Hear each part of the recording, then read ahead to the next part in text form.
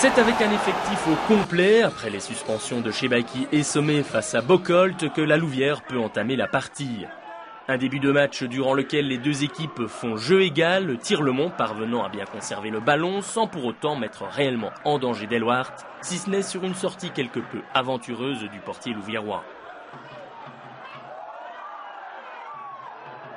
De l'autre côté, les hommes de Thierry Pister mettent du temps avant de se ménager une première réelle possibilité et il faut attendre la demi-heure de jeu pour voir Delaby offrir aux Loups leur occasion la plus concrète de ces 45 premières minutes, sans néanmoins parvenir à tromper le portier tirlemontois qui du pied stoppe l'envoi de Romain Delaby.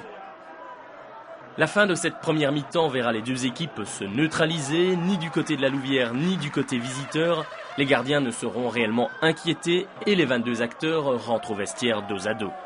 De retour de la mi-temps, les Louviérois offrent un visage nettement plus conquérant, laissant beaucoup moins jouer leurs adversaires. Il ne faut pas attendre longtemps pour voir le danger arriver devant le but tirlemontois. D'abord via Delaby, ensuite avec Sommet et Ndiaye. Dans ce premier quart d'heure après le repos, les joueurs de l'URLC installent clairement leur domination. Les occasions se multiplient et Tirlemont ne se porte plus que très rarement vers l'avant. Et après 60 minutes, c'est Montero, tout juste monté au jeu, qui vient indirectement débloquer la situation, son centre étant arrêté du bras par un défenseur tirlemontois. Et l'arbitre n'hésite pas pour indiquer le point de pénalty. Comme à son habitude, c'est Romain Delaby qui prend ses responsabilités pour débloquer le marquoir et donner l'avantage aux Louviérois 1-0.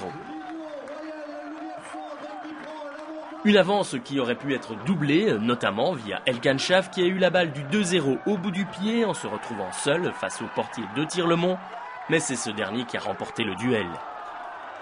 Le score n'évoluera plus et les Louviérois remportent la première manche de leur double confrontation face à Tirlemont avec comme principale satisfaction de ne pas avoir encaissé.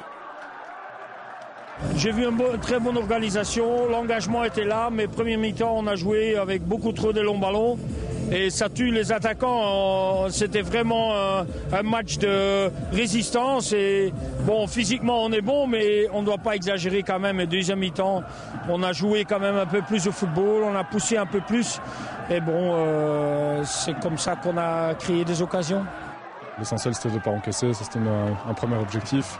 Alors on a su marquer, donc c'est parfait, quoi. Maintenant, il faudra essayer d'en mettre au moins un là-bas à Tirlemont pour arracher la qualification. Ouais, mais je pense qu'il n'y a pas de souci. Il faudra rester costaud pour encaisser. Ce sera un peu le même genre de contexte que le match à Bocholt. Donc voilà, on est bien en place, on est sur la bonne voie et continuer comme ça. Les Loups ont donc pris une option sur la finale, mais la route vers la division 2 est encore longue. Prochaine étape, dimanche, 20h à Tirlemont.